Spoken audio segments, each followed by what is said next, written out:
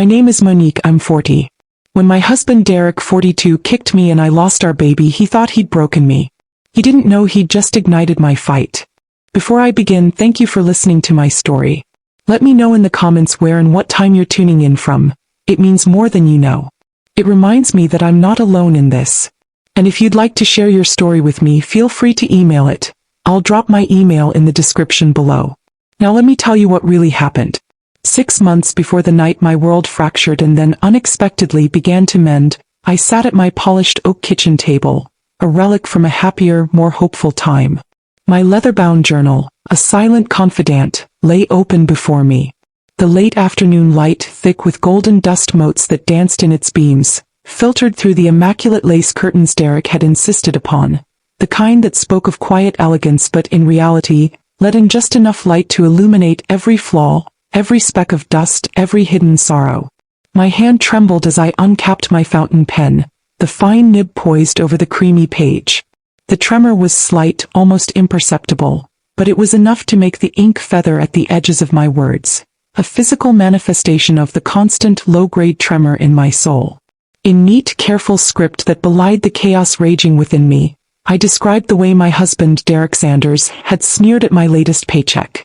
I'd been quietly proud of the bonus I'd earned, a hard-won testament to a grueling project I had poured my nights and weekends into, a small, silent rebellion of competence in a life where I felt increasingly incompetent.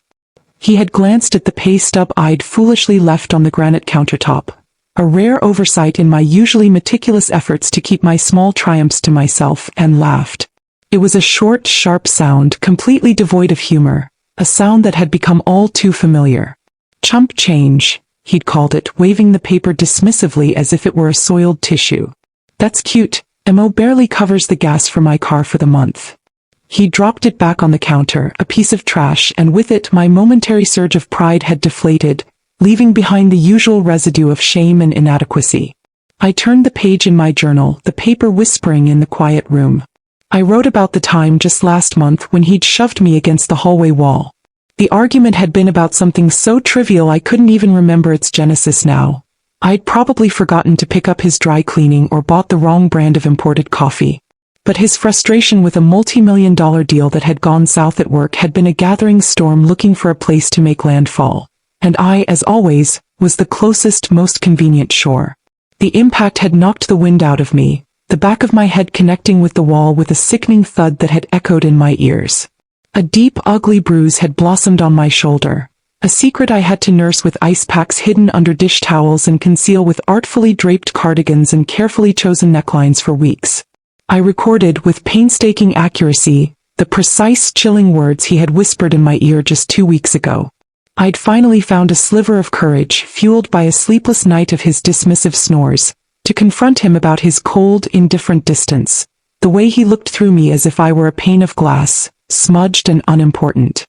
He had leaned in close, his breath smelling faintly of the expensive single malt scotch he favored, and hissed, his voice a venomous lullaby, "No one's gonna believe you, Monique. No one." I paused my writing, the nib of the pen hovering over the page, a single drop of ink welling at its tip, threatening to fall and mar the pristine surface. The words stared back at me, a litany of small and large cruelties, a meticulous catalogue of my own private hell. I had documented them as if they were evidence for a trial that would never happen. Who would be the judge? The jury? My own children, perhaps, when they were old enough to understand the silences and shadows that filled their childhood home. Slamming the journal shut, the sound unnaturally loud in the cathedral-like quiet of the house, I felt a wave of helpless despair wash over me. How long could I carry these memories alone? My journal felt less like a confidant and more like a co-conspirator in my own silence. A heavy, damning record of my cowardice. I tucked the book beneath the mattress of the spare bed I now slept in, a concession I'd made months ago to give him space for his late-night international calls, and rose on shaky legs to begin the ritual of preparing the dinner he would likely criticize or ignore. That night at 9, the oppressive quiet of our home was shattered by Derek's voice booming from the dining room, which he had commandeered as his secondary office, its antique table now scarred with coffee rings and the impatient gouges of his pen. His tone, usually so warm and patient with his high-value clients, had taken on an agitated, imperious edge as he berated a subordinate over the speakerphone. I need more from the team. More revenue, more commitment, more damn hunger. This is not a charity, people. Results are the only thing that matter. He slammed the phone down onto its cradle, the expensive plastic cracking audibly under the force. He turned, his eyes dark and stormy, instantly finding me standing at the doorway. I had only been on my way to get a glass of water, to soothe a throat that was perpetually dry with unspoken words and unshed tears, but in his eyes, my mere presence was an intrusion, an indictment of his authority, a distraction from his self-proclaimed greatness. "You hear me?" he asked, his voice low and menacing as he pushed back from the polished mahogany table and stalked toward me, his movements like those of a predator sizing up its prey. "I need results around here. I am bleeding myself dry to keep this empire afloat." He gestured vaguely around our tastefully decorated home, a home I had designed the interior of, a fact he had long since forgotten or more likely chosen to ignore. "And you," he continued, his lip curling in a sneer, "with your little designer salary, your hobby job, you barely make enough to cover the utilities. I'm tired of being the one holding us up, carrying all the damn weight in this marriage." My pulse quickened, a familiar sickening flutter of fear in my chest that spread like ice water through my veins, chilling me to the bone.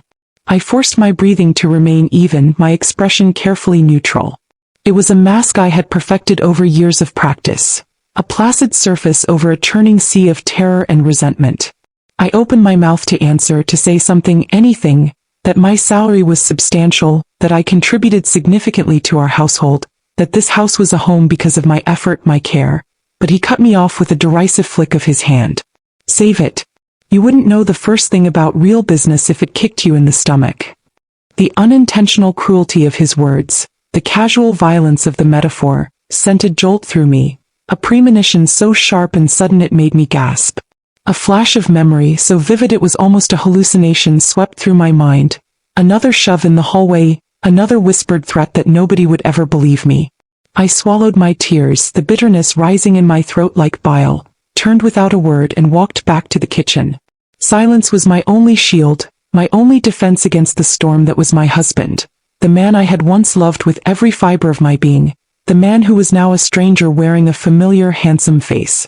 My journal entries were a testament to that slow, agonizing transformation, a secret history of a love that had curdled into fear. In the weeks that followed Derek's pronouncement about my financial insignificance, my world narrowed and shrank until it felt like the walls were closing in on me, the air growing thinner with each passing day. My life became a series of carefully executed routines, a tightly choreographed dance designed to minimize friction, to keep the beast of his temper dormant. Every morning I would rise before him, moving through the silent pre-dawn house like a wraith, making sure the coffee was brewed exactly how he liked it, strong black, and waiting for him in his favorite oversized mug the moment he descended the grand curving staircase he was so proud of. I would kiss my children, Jasmine, now a thoughtful 16-year-old, and Elijah, a boisterous 12, on their foreheads before they rushed off to school, their youthful energy and casual affection a temporary balm on my frayed nerves, a painful reminder of the joy and ease that had been systematically drained from my own life. Their laughter, when it occasionally echoed through the sterile perfection of our home, felt like a foreign language I was slowly forgetting. Every evening I returned home from my job as a senior graphic designer at a prestigious downtown firm, a role where I was respected, valued, and even admired for my talent and professionalism, to a house that felt hollowed out, an elaborate stage set devoid of genuine warmth or connection. I would set my grocery bags down silently on the cold granite countertops, putting everything away with the practiced efficiency of a servant, so as not to disturb Derek's late-night work calls from his home office, the door of which was always firmly closed. I threw myself into my work with a desperate intensity, finding a precarious solace in the clean, predictable precision of color palettes, the satisfying logic of typography, and the quiet, objective satisfaction of seeing my work in glossy print or on sleek websites. My career was the one part of my life he hadn't completely suffocated, the one arena where I still felt a sense of competence and control, though not for his lack of trying to diminish even that. But behind the closed doors of our beautiful architect-designed home, the tension simmered, a constant low-grade poison in the air we breathed. On the rare occasions when I found the courage to speak up, to gently question his explosive anger over a misplaced set of keys or his extravagant spending on client entertainment that never seemed to include me, I was met with a cold, dismissive wall. "Don't make this a thing, Monique," he would say, his voice flat and devoid of emotion, before turning his attention back to his phone or his laptop, rendering me invisible, an irrelevant piece of furniture in his grand design. Or worse, he would lean in, his eyes glittering with a cold, predatory light, and repeat his mantra of control, his voice a soft, chilling whisper, "No one's gonna believe you. Everyone knows you're sensitive." Each time my confidence, already eroded to a fragile shell, wavered a little more. I began to believe him. Perhaps I was too sensitive. Perhaps this was just how marriage was for some people. One Saturday afternoon I finally broke. Over lukewarm coffee and stale croissants with my best friend, Tia Roberts, in a quiet corner of a bustling cafe near our church, the carefully constructed dam of my silence cracked.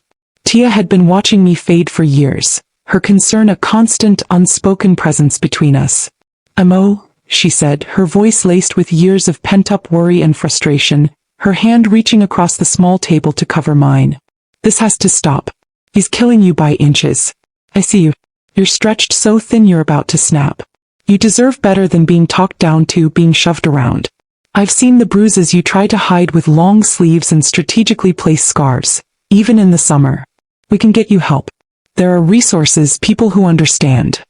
I stared at my latte, at the delicate foam art the barista had created, a perfect, ephemeral heart. My own heart felt like a jagged, broken thing beyond repair. A single tear escaped and traced a path down my cheek, dripping onto the worn wooden table. "I can't," I whispered, the words tasting of ash and defeat. "He controls everything, Tia. The house, the money, the insurance. He'd take the kids. He told me he would. He said he'd paint me as an unfit mother, and with his connections, his charm, who would believe me over him? He's Derek Sanders, pillar of the community." Tia's hand tightened on mine, her grip fierce and certain. "I believe you," she said, her eyes burning with a conviction that momentarily pierced through my despair. "And that's a start. That's more than enough for a start." Despite her unwavering support, I remained paralyzed by fear. Every time I allowed myself to imagine leaving, to picture a life free from his shadow, Derek's warnings, delivered with such cold, calculated certainty, would echo in my mind. "You'll be on the street, Monique. A single mother with nothing. No one will help you. You'll come crawling back." Then, on a clear, deceptively beautiful spring evening, 3 days before our 17th wedding anniversary, a day I now dreaded with every fiber of my being, everything changed. I was alone in the living room, the house unervingly silent. Jasmine and Elijah were at a youth group lock-in at the church, a small mercy. Derek was out, purportedly entertaining a client, though I suspected his entertainment involved a woman whose perfume sometimes clung faintly to his expensive suits. My hand strayed to my still flat stomach, where a secret I held close, a secret I had barely dared to whisper even to myself, was growing. I was pregnant. After years of painful, fruitless trying, after countless doctor's appointments and hushed, hopeful conversations that had ended in tears, I was pregnant. A wave of ice-cold dread settled in my chest, a physical weight that made it hard to breathe. How could I bring a child into this house, into this life? But mingled with that dread was a fierce, newfound determination, a protective instinct so powerful it momentarily eclipsed my fear. I would not let this child be born into a house of fear. I would not let my story, and more importantly, their story, end in this suffocating silence. This baby was a sign, a reason, a catalyst. That night, when Derek came home, his mood surprisingly affable after a successful client dinner, I was waiting for him. I had decided to try one last time to reach the man I had married, to appeal to the father he was, the father he might yet be. As he drove me to the grocery store for the late-night ice cream he now demanded with increasing frequency, I spoke my truth into the tense silence of the luxury sedan. "Derek," I began, my voice trembling, "I have something to tell you. I'm pregnant." He glanced at me in the rearview mirror, his eyes cold and unreadable in the dim dashboard light. For a moment I thought I saw a flicker of something, surprise? Shock? But it was gone in an instant. "Congratulations," he said flatly, the word utterly devoid of warmth or joy. His attention immediately returned to the road. My heart, which had been hammering against my ribs with a mixture of terror and fragile hope, sank like a stone. But I pushed on, a foolish, desperate gesture. I reached for his hand on the gearshift, and he yanked it away as if my touch had burned him. "Don't talk about that now," he snapped, his voice sharp as broken glass. "You're always so dramatic. You'll never be ready for what's coming." We walked into the brightly lit 24-hour grocery store in a tense, suffocating silence that felt more oppressive than any argument. I moved through the aisles like an automaton, selecting a pint of his favorite artisanal salted caramel ice cream and a bottle of juice for myself, my hands trembling so badly I could barely grasp them. At the checkout, Derek made a show of refusing to let me pay, a performance of benevolent control for the young, tired-looking cashier. "I've got it," he said, swiping his platinum credit card with an air of magnanimity. The cashier offered me a small, sympathetic smile, a fleeting moment of female solidarity that almost made me weep. As we turned to leave, Derek leaned close to me, his voice a soft, venomous whisper meant only for my ears. "You better be careful with this, Monique. Very careful. No one's gonna believe you if something goes wrong." The words, a twisted, sinister echo of his usual threat, landed like a physical blow, stealing the air from my lungs. 2 nights later, the night before our anniversary, something went horribly, irrevocably wrong. An argument, sparked by a late utility bill I had forgotten to pay, ignited the inferno that was always simmering beneath the surface of our lives. He roared about my incompetence, my uselessness, how I couldn't even manage the simplest tasks. His frustration, likely fueled by some unknown failure at work that day, a pressure he couldn't release on his subordinates or clients, found its usual target in me. He backed me against the wall in the upstairs hallway, his face contorted with rage, his voice a torrent of abuse. And then, as I tried to turn away to escape the verbal onslaught, he struck out. It wasn't a slap or a punch to the face, nothing that would leave an obvious mark for the world to see. It was a single, brutal, directed blow to my midsection. The pain was blinding, a white-hot starburst that stole the air from my lungs and sent an agonizing shockwave through my entire body. I gasped, a strangled, tearing sound, and crumpled to the floor, my hands instinctively clutching my stomach, a desperate, futile attempt to protect the precious life within. Tia, who had come over that evening with a small, hopeful anniversary gift for us, a gesture of faith in a marriage she knew was dying, heard my cry from the living room. She rushed into the hallway. She saw me on the floor, writhing in agony. She saw Derek standing over me, his chest heaving, his face a mask of shock and dawning, horrified rage. She didn't scream. She didn't confront him. She simply pulled out her phone, her fingers fumbling with the keypad, and dialed 911. In the sterile, curtained-off bay of the emergency room, the world had been reduced to a nightmarish tableau of hushed, urgent voices, the rhythmic, indifferent beep of the heart monitor, and the vast, roaring vacuum in my ears.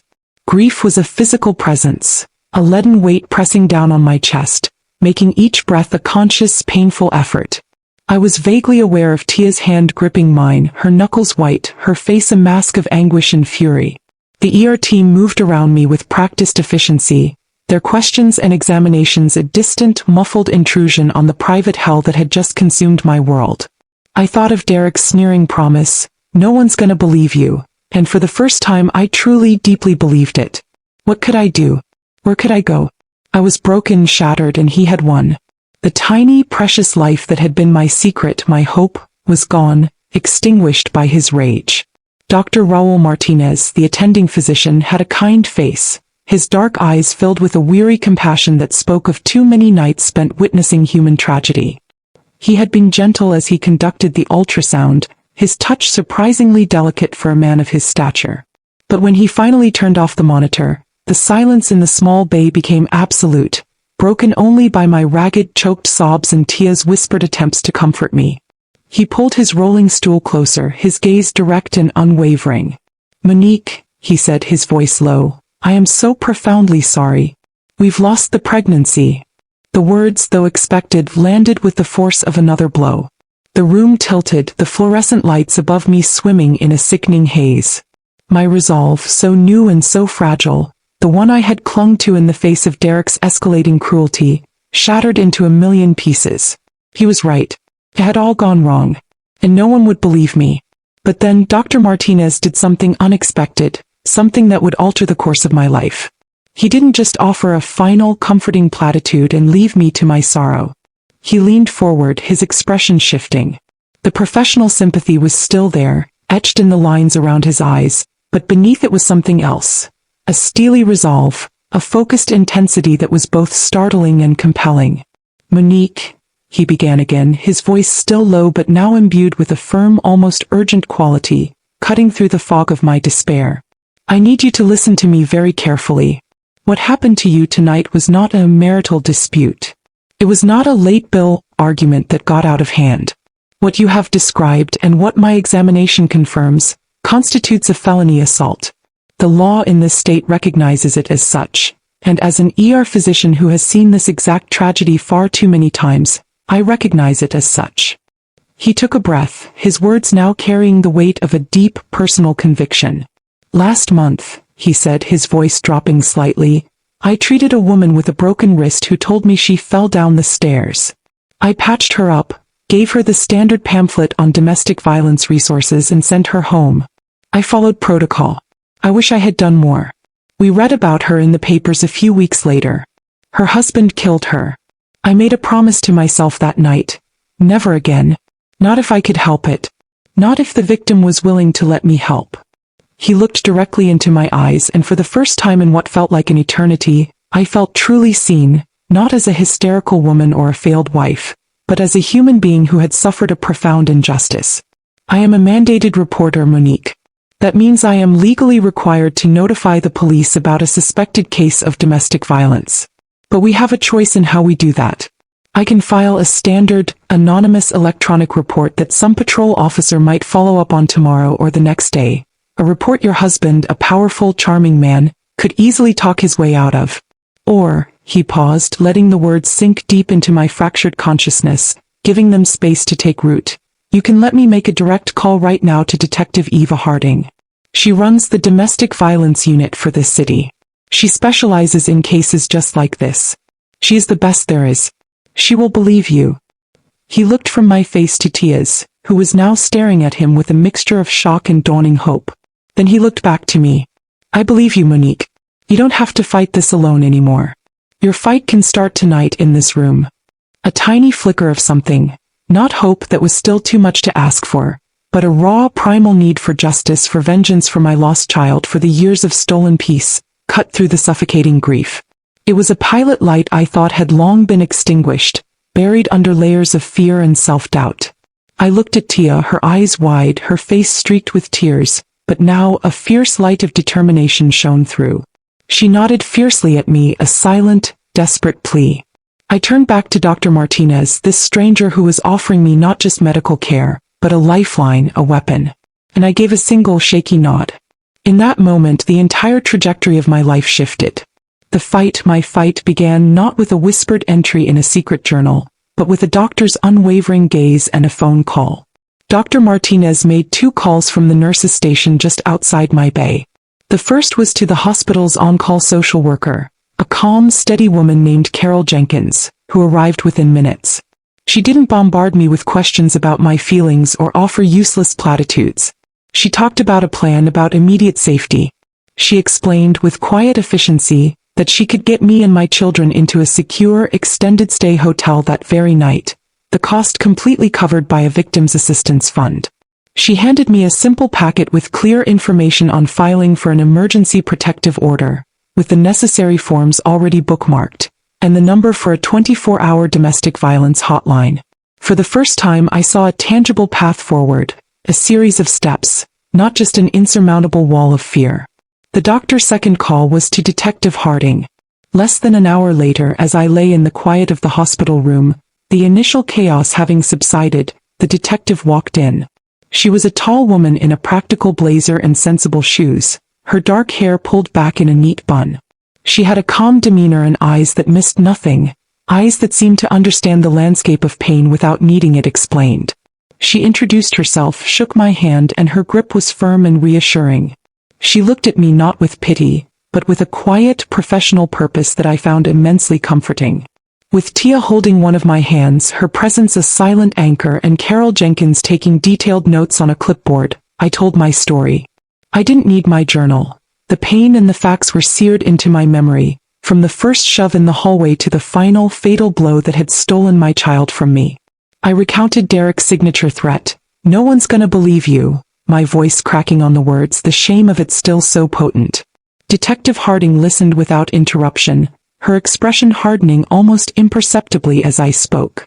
When I finished, my voice raw, my body trembling with exhaustion and the aftershocks of trauma, she simply said, "I believe you, Monique."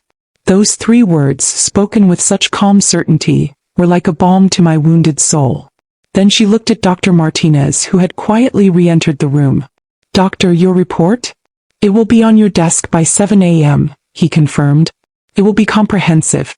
The official cause of the fetal demise will be listed as blunt force trauma to the maternal abdomen.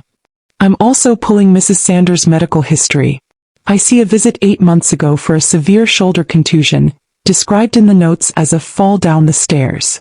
My addendum will state that this prior injury is medically consistent with a pattern of escalating domestic abuse, corroborated by tonight's felony assault." As Detective Harding prepared to leave, she paused at the curtain. "Get some rest, Mrs. Sanders. We'll take it from here. Carol will arrange for your transport to a safe location. We will be in touch tomorrow morning." For the first time in years, I felt a tremor of something that might one day, if I dared to let it, become hope. The fight was no longer mine alone. The next morning, the sun rose on a world that felt alien and strange, yet infinitesimally lighter. I was in a clean, anonymous hotel room across town, the kind with generic art bolted to the walls and curtains thick enough to block out the harsh light of a world that had suddenly become too real. Carol Jenkins, the social worker, had arranged everything with quiet competence, ensuring the location was confidential and secure. Tia had stayed with me through the long, dark hours of the night, sleeping fitfully in the armchair beside my bed, a silent, steadfast guardian. The grief was a physical presence, a hollow ache deep in my bones, a constant reminder of the life that had been so brutally extinguished. But for the first time in what felt like an eternity, it was mingled with something else. The terrifying, electrifying hum of action, of a system set in motion. The climax of my old life, the life I had shared with Derek, happened without me even being there. Around 10 a.m., as I was sipping a cup of lukewarm tea that Tia had coaxed me into drinking, her phone buzzed with a text message. It was from a friend who worked as a paralegal in the same downtown office building as Derek's company. Tia read the message, her eyes widening, her hand flying to her mouth. "Oh my God, Mo," she breathed, her voice a mixture of shock and fierce, vindicated triumph. "They did it. They really did it." She turned the phone around so I could see the hastily typed message. "You are not going to believe this. Police just walked into Derek Sanders' big morning meeting. Cuffed him in front of everyone. Heard it was serious. What is going on?" Tia later pieced together the details from her friend. 2 uniformed officers and Detective Eva Harding had walked into Derek's gleaming corporate office, past the fawning receptionist who always greeted him with a sycophantic smile, and the junior associates who practically scrambled to get out of his way. They had walked directly into his glass-walled conference room, where he was presiding over his Monday morning team meeting, projecting an image of power and control. He had apparently tried to bluster, to laugh it off as a ridiculous mistake, perhaps even a prank, when Detective Harding identified herself and stated her purpose. But she had simply produced the arrest warrant, her voice calm and unwavering, and read him his rights. The cuffs had clicked shut around his wrists in front of his entire team. He was not accused of marital discord. He was charged with felony assault and second-degree feticide. His power, his reputation, his carefully constructed world of invincibility, it all evaporated under the cold fluorescent lights of the empire he had built. The news sent a wave of nausea and dizzying relief through me. He was gone. The monster was caged, at least for now. But I knew with a chilling certainty that the battle was just beginning. The weeks that followed were a blur of legal proceedings, a confusing and intimidating new landscape that I was utterly unprepared for. But I was never alone. Tia became my shadow, my rock, my fierce protector. She orchestrated getting the kids from school, bringing them to the hotel, and helping me explain the unthinkable in gentle, age-appropriate terms. Seeing the confusion and hurt in their eyes was the hardest part of it all, but seeing their fierce, immediate loyalty to me, their unquestioning belief, gave me a strength I didn't know I possessed. Jasmine, with the wisdom of her 16 years, simply held my hand and said, "We knew, Mom. We always knew he wasn't good to you." Elijah, my boisterous 12-year-old, just hugged me tight, his small body radiating a protective warmth that belied his age. Dr. Martinez called to check in not as a physician but as a concerned ally. He connected me with a therapist who specialized in trauma and recovery, a woman named Dr. Anya Sharma, whose gentle voice and insightful questions began to chip away at the layers of shame and self-blame I had carried for so long. She gave me tools to breathe through the panic attacks that ambushed me in the quiet of the night, when the memories of Derek's rages played on a relentless loop in my mind. Detective Harding and the assistant district attorney assigned to my case, a sharp, empathetic woman named Alicia Rios, guided me through every step of the bewildering criminal justice system. I met with Alicia in a small, functional office at the DA's building, a world away from the opulent law firms Derek frequented. It was cluttered with files and law books, but it felt like a place where real work got done. "Monique," Alicia said during our first meeting, her tone direct but kind, her eyes holding a steady, reassuring gaze. "Your testimony and Dr. Martinez's medical report are the pillars of this case. The felony assault charge is rock solid, thanks to the doctor's meticulous documentation and your clear account. The feticide charge," she paused, her expression becoming more serious, "is more complex, legally. Laws regarding the death of a fetus due to an assault vary, and Derek's lawyers will fight it tooth and nail. But we are pursuing it because it reflects the true gravity of his crime. It tells the story of what you truly lost, and it gives us leverage. Even if we don't secure a conviction on that specific charge, the felony assault carries a significant sentence." She prepared me for what was to come, for the ugliness of the legal battle. "Derek has hired Marcus Thorne, one of the best and most ruthless defense attorneys money can buy. Their entire strategy will be to destroy your character. They will call you a liar, unstable, vindictive. They will try to twist your grief into a weapon against you. Your job, Monique, is to simply hold on to your truth. The evidence, the medical facts, are on our side." I spent hours in that small office, giving my official deposition, recounting every shove, every threat, every moment of fear, the words feeling both foreign and painfully familiar as I spoke them aloud to a court reporter. Each session left me drained and trembling, my throat raw, my head pounding. But each time Tia was there with a cup of tea and a steadying hand, and Alicia was there with a calm, reassuring nod. "You're doing great, Monique," she would say. "You're building the case word by word. You are stronger than you know." The day of Derek's bail hearing arrived, a preliminary skirmish in the larger war. Walking into the courtroom felt like walking into a lion's den. I could feel the eyes of his family members on me, his mother, his sister, their glares burning into my back, their whispered condemnations reaching my ears. Derek sat at the defense table in a tailored suit, his jail-issued jumpsuit replaced, his hair perfectly coiffed. He looked like himself again, powerful, confident, a master of the universe, and for a terrifying moment my resolve wavered. I felt small, insignificant, the chump change wife he had always seen. But then I looked over at Alicia, who gave me a small, determined smile. I took a deep breath and focused on her, on the truth. His lawyer, Marcus Thorne, was as good, or rather as despicable, as Alicia had predicted. He painted a picture of a loving, devoted husband, a pillar of the community, deeply stressed by the demands of his important career, and an unstable, hormonal and emotionally overwrought wife. He called the incident a tragic accident born of a heated but normal marital spat, suggesting I had tripped and fallen in my agitation. He requested bail, arguing Derek was no flight risk and certainly no danger to me as I was now, he sneered, safely ensconced elsewhere. Then Alicia Rios stood up. She didn't raise her voice. She didn't engage in theatrics. She simply, methodically presented the facts. The 911 call made by Tia. The initial police report detailing my injuries and distress. The photographs of my bruises, stark and undeniable. And then she presented Dr. Martinez's sworn affidavit, a detailed, clinical account of the internal injuries that had led to the miscarriage. She read his conclusion aloud, his words echoing in the silent courtroom. The fetal demise was a direct result of significant directed blunt force trauma to the maternal abdomen, an injury wholly inconsistent with a common fall or accidental impact. The judge, a stern-faced woman with tired eyes that had clearly seen this all before, read the documents presented by both sides, her expression unreadable. She looked down at Derek, her gaze like ice. "Mr. Sanders," she said, her voice cutting through the silent courtroom, "your wife's testimony, corroborated by unimpeachable medical evidence and a credible witness, suggests you are a significant danger to her and to the community. Bail is denied." A collective gasp went through the courtroom. Derek's mother let out a small, strangled cry. As two guards moved to lead a stunned, ashen-faced Derek away, his eyes met mine. There was no anger, no threat, no contempt. There was only the hollow, dawning horror of a man who finally understood that his favorite line, his ultimate weapon, had been a lie. Everyone believed me. And the system, the one he had always assumed would protect him, was now moving against him with an inexorable force.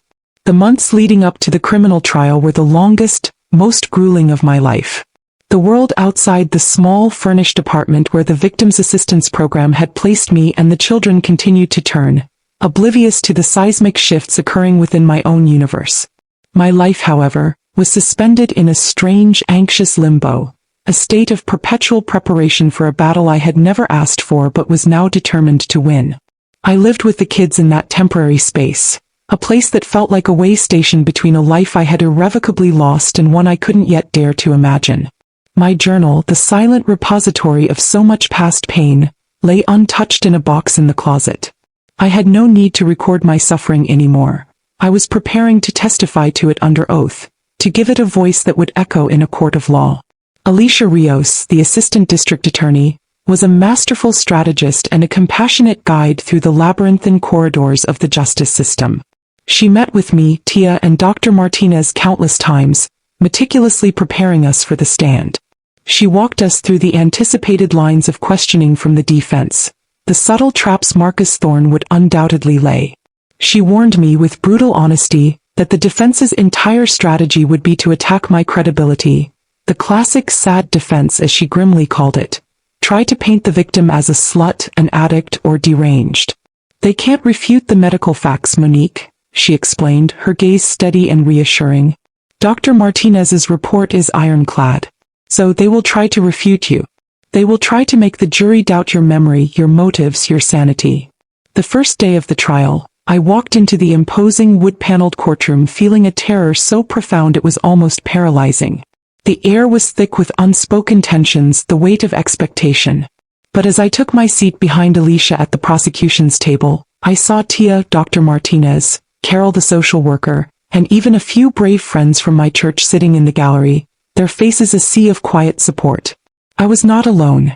That knowledge was a small, flickering candle in the overwhelming darkness. The trial was a brutal, systematic dissection of my life, my marriage, my very character. Derek's attorney, Marcus Thorne, was as ruthless and theatrically brilliant as Alicia had predicted. In his opening statement, he painted me as a manipulative, emotionally volatile woman, deeply resentful of her husband's success and the demands of his career, who was now using the tragic accidental loss of a pregnancy to punish him in a messy, high-stakes divorce. He spoke of Derek's profound grief, his devastation, his unwavering love for his children. It was a performance worthy of an Oscar. Then I was called to the stand. For 2 long, agonizing days, Alicia gently guided me through my story. I spoke of Derek's early charm, the man I had fallen in love with, the dreams we had shared. Then I recounted the slow, insidious creep of his control, the way his affection had morphed into criticism, then contempt, then outright cruelty. I spoke of the shoves, the financial threats, the isolation, the constant grinding fear. My voice, shaky and thin at first, grew stronger, steadier as I spoke my truth, the words unspooling like a dark, tangled thread I had carried within me for too long. When Alicia had me recount the night of the assault, the argument, the blow, the searing pain, the loss of my baby, the courtroom was utterly silent, the jury's eyes fixed on my face, their expressions unreadable but intent. Then came the cross-examination. Marcus Thorne approached me with a practiced, sympathetic smile that didn't reach his cold, calculating eyes.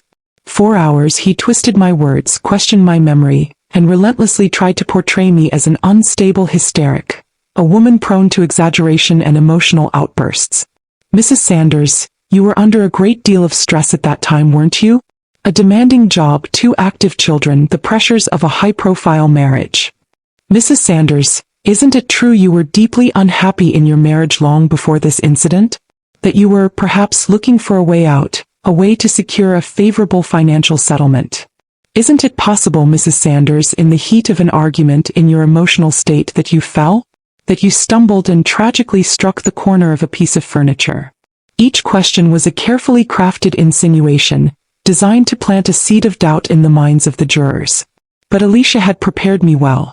I met his gaze, held my ground, my voice steady, even when my hands were trembling in my lap.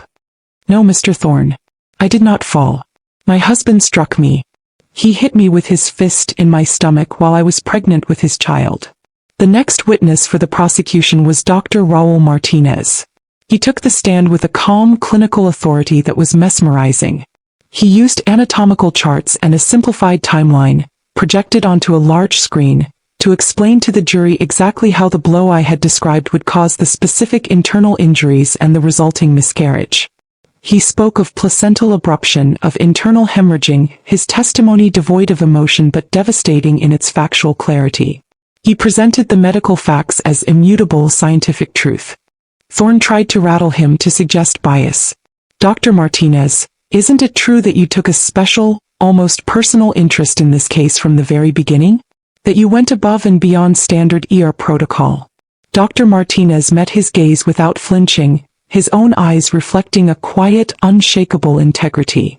Mr. Thorne, I take a special interest in any case where I believe a patient's life or well-being is in danger. My duty as a physician is not just to treat an injury, but to consider the holistic health and safety of my patient. In Mrs. Sanders' case, the physical trauma and the circumstances surrounding it were inextricably linked. I acted according to my medical judgment and my ethical obligations. His testimony was unshakable, a bedrock of fact in a sea of legal maneuvering. Tia testified next, her voice thick with emotion, her loyalty to me radiating from every word. She described the 911 call, her terror, and what she saw when she ran into the hallway. Me on the floor, Derek standing over me. Thorne tried to paint her as a biased friend, eager to condemn her best friend's husband, but her tearful, heartfelt account of my fear, of the years she had witnessed my slow descent into despair, was undeniably powerful. Finally, after the prosecution rested, Derek took the stand in his own defense. He was polished, repentant, the picture of a grieving husband and father. He spoke of his deep love for me, his devastation at the loss of our child, a child he claimed he had desperately wanted. He admitted to having a temper, to saying things he regretted in the heat of arguments, but he swore on his children's lives that he had would never intentionally physically harm me. He claimed I had tripped and fallen during our argument, that he had tried to catch me, and that in my grief and emotional distress, my memory had become confused, distorted. It was a masterful performance. I felt the air in the courtroom shift, a flicker of doubt in the eyes of some of the jurors. My stomach churned. But then it was Alicia's turn for cross-examination. She approached him not with anger but with quiet, surgical precision.